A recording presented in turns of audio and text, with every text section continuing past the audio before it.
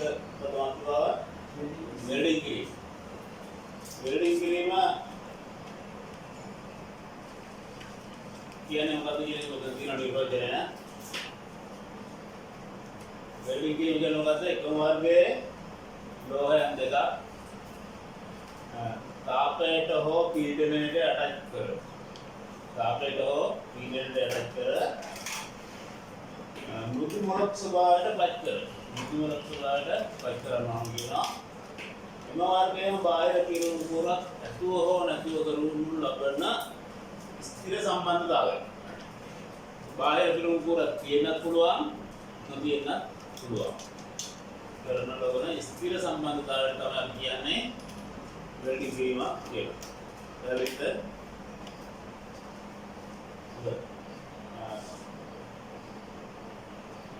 ඊළඟට වෙල්ඩින් කරනවට අමතරව ලෝහ කොටස් සම්බන්ධ කරන ක්‍රම ගොඩක් තියෙනවා.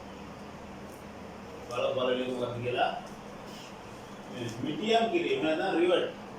ඔය වාහනවල බොඩි එකම ගහලා තියෙන්නේ බස් වල වගේ අවදලදී රිවට් ගහලා තියෙනවා. නේ? ඒ වගේ බෝඩ් වලට සෑහෙන රිවට් ගහනවා. රිවට් ගහලා ලෝහ කොටස් සම්බන්ධ වෙනවා. ඊට පස්සේ එනමුරිච්චි ප්‍රධාන එකක් ලෝහ කොටස් සම්බන්ධ කරන දැන් එන්ජින් වල වගේම තියෙන එනමුරිච්චි. ඊළඟට ඇලවීමක් කරනවා. ඇලවීම සම්බන්ධ කරනවා. ඊට පස්සේ පැසීව්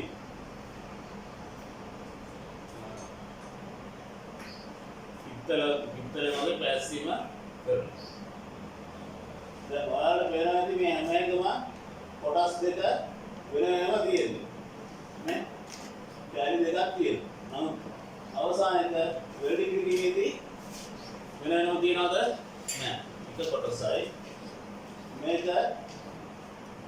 යකඩේ සම්පූර්ණයෙන්ම තිබ්බෝගේ තියෙනවා. එතකොට වෙල්ඩින් කිරීමේදී තියෙන වාසිය තමයි මේ අමතරව වැය වෙන යකඩ කොටස් ඉදිරි කරගන්න පුළුවන්.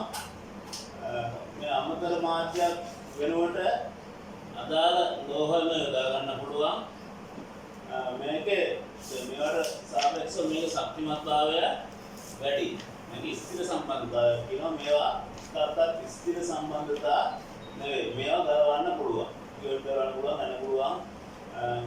අලෝක ගලවන්න පුළුවන්. වාසකුවා මුළු කරලා අයින් කරන්න පුළුවන්. නමුත් වෙල්ඩින් කරපු එක අපිට ඒ විදිහට ගලවන්න බෑ.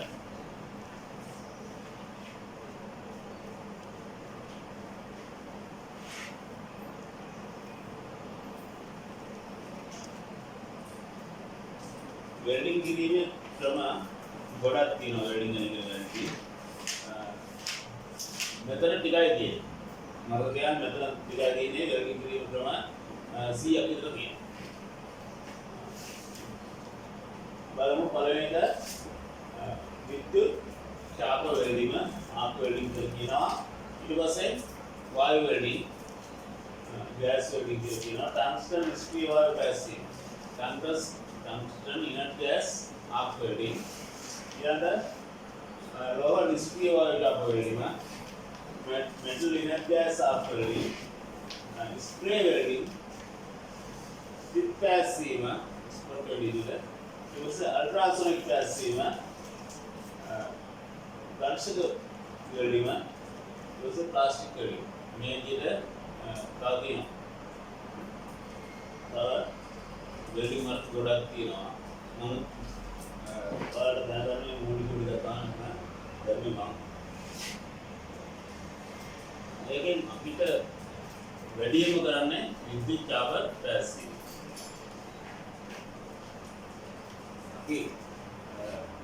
वेल्डिंग आवता है देने डिग्री वगैरह जाने विद्युत पैसिव में पासन में इलेक्ट्रोड हा වැඩ කරන සතර විද්‍යුත් තාපයක් ඇති කරනවා. විද්‍යුත් තාපයෙන් තමයි අවශ්‍ය තාපය ලබා ගන්න. අපි ඉස්සර කතා කරා වෙල්ඩින් කිරීම කියන්නේ මොකක්ද කියලා. වෙල්ඩින් කිරීම කියන්නේ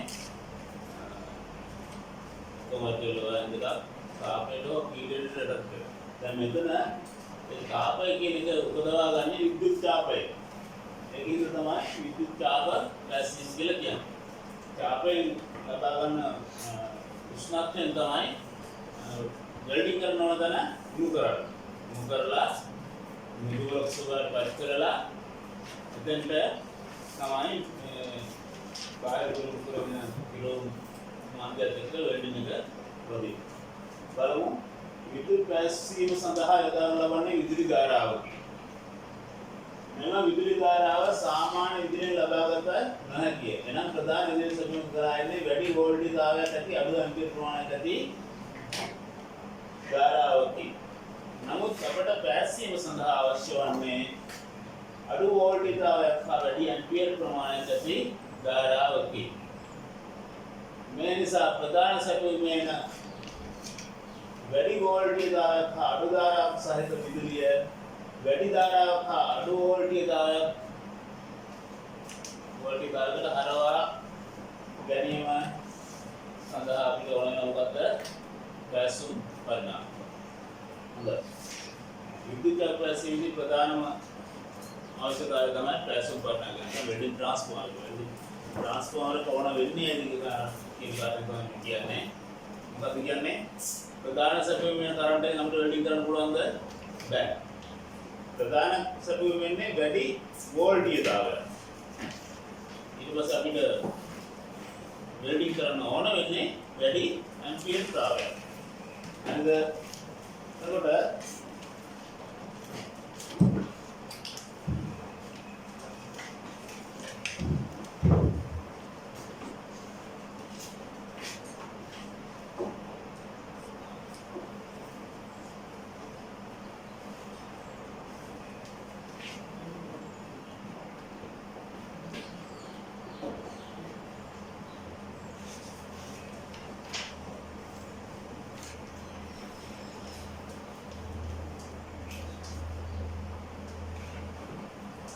प्रधान सर्वमेव एम्पियर का वेरी एम्पियर का अडु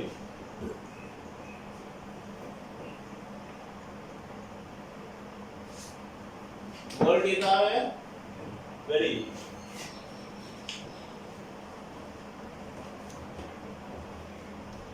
එතකොට අපිට වෙල්ඩින් කරන්න අවශ්‍ය වෙන්නේ මේකේ අනිත් පැත්ත.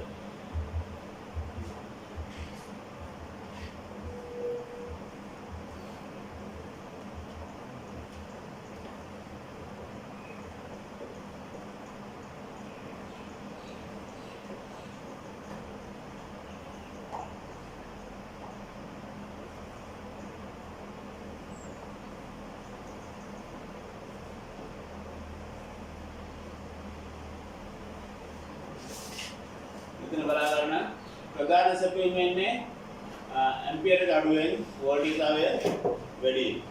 නමුත් අපිට වෙල්ඩින් කරන්න අවශ්‍ය වෙන්නේ ඇම්පියර් එක වැඩි වෝල්ටේජාවය අඩුවෙන්. මෙන්න මේ ක්‍රියාවලිය සිද්ධ කරගෙන තමයි අපිට වෙල්ඩින් ට්‍රාන්ස්ෆෝමර් එක ඕන.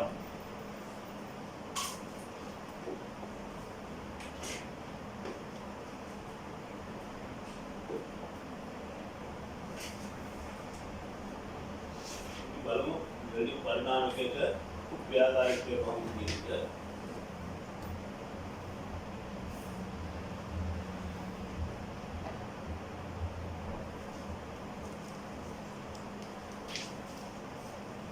ඔයාලට පේනවාදී මෙතන මේ වෙල්ඩින් ට්‍රාන්ස්ෆෝමර් එක තමයි ඇඳලා තියෙන්නේ.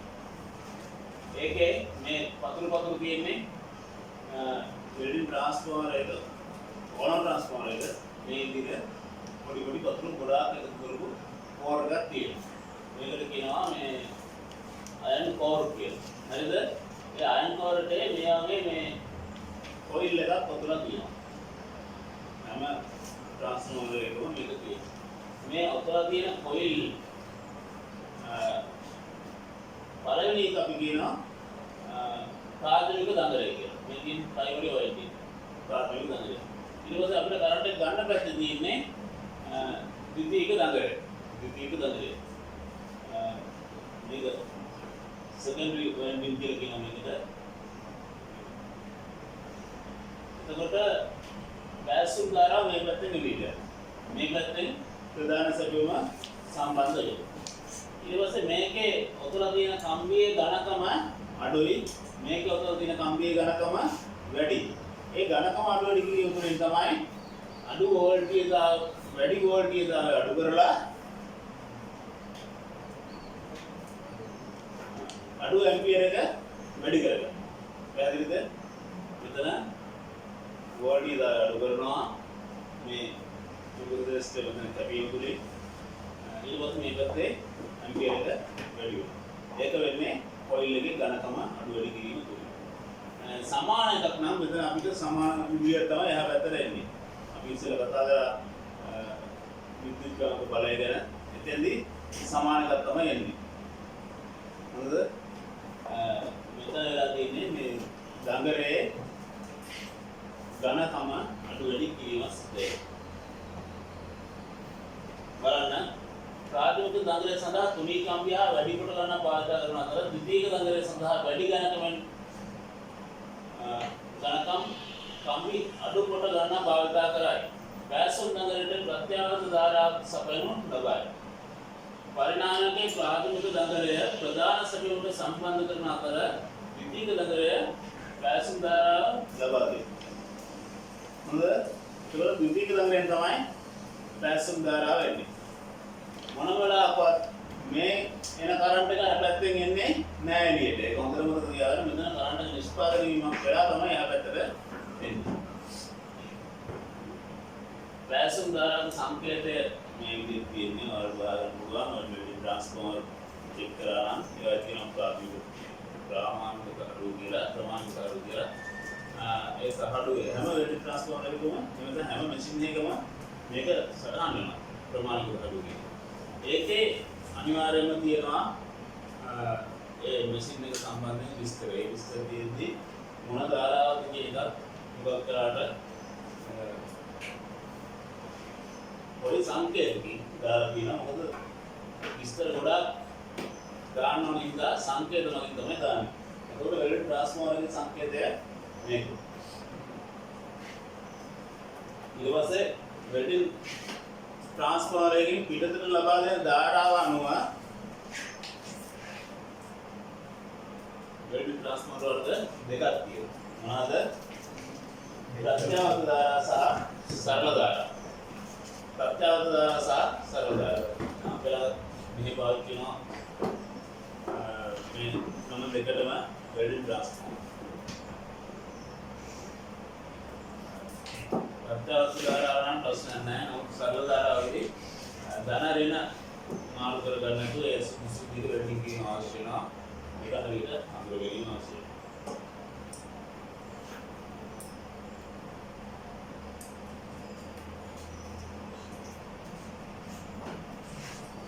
ප්‍රත්‍යාවර්ත වෙල්ඩින් යන්ත්‍ර සියල්ලම පරිණාමක වේ. ට්‍රාන්ස්ෆෝමර් මේවා මගින් ප්‍රත්‍යාවර්ත ධාරාවක් පමණක් පැසිවට ලබා. වෙල්ඩින් ට්‍රාන්ස්ෆෝමර් වලින් ලබා දෙන්නේ ප්‍රත්‍යාවර්ත ධාරාව. ඊළඟට බලා ගන්න මේ වෙල්ඩින් ට්‍රාන්ස්ෆෝමර් අපි දැන් ප්‍රධාන වශයෙන් කොටස් දෙකක් ගත්තා. සරල ධාරා හා ප්‍රත්‍යාවර්ත ධාරා කියලා. ඒක සරල ධාරා නැවත කොටස් දෙකකට බෙදෙනවා. වෙල්ඩින් උත්පාදක සහ වෙල්ඩින් රෙක්ටිෆයර් විදුලි.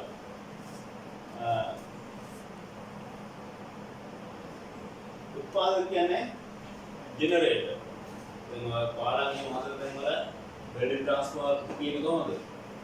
කරන්ට් එක නැහැ. ඈත ගම් වලට යනකොට. ජෙනරේටර් එක තමයි කියන්නේ. ජෙනරේටර් එක ස්ටාර්ට් කරලා තමයි කරන්ට් එක ගන්න. ඉතින් ඉන්නේ සරල ධාරාව.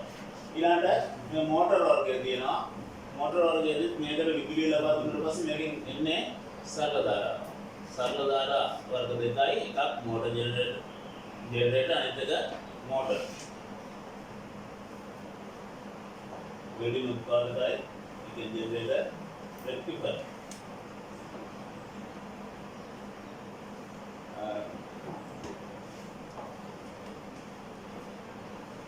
මේ දෙකම වෙල්ඩින් උත්පාදක. බලන්න වෙල්ඩින් උත්පාදක එතකොට මෝටර වර්ග එකක් ජෙනරේටර් වර්ග එකක්, මෝටර වර්ග එකක්. ඊළඟට මේ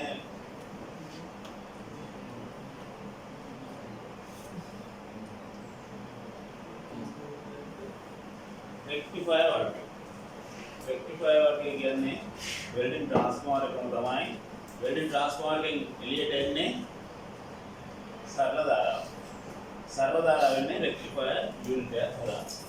මෙන්න මේකේ වල හොයාගන්න පුළුවන්. මෙන්න මෙතන මේ තියෙන්නේ රෙක්ටිෆයර් යුනිට් එක. ගාඩ සම්බන්ධ කරලා අද රෙක්ටිෆයර් යුනිට් එකක් තියෙනවා. මේ යුනිට් එක හරහා දැන් මෙතනින් මේ ට්‍රාන්ස්ෆෝමර් එකෙන් එළියට එන්නේ AC කරන්ට් එක. ඒක මේ රෙක්ටිෆයර් යුනිට් එක හරහා එළියට එනකොට තමයි සරල ධාරාව වලට පත් වෙන්නේ.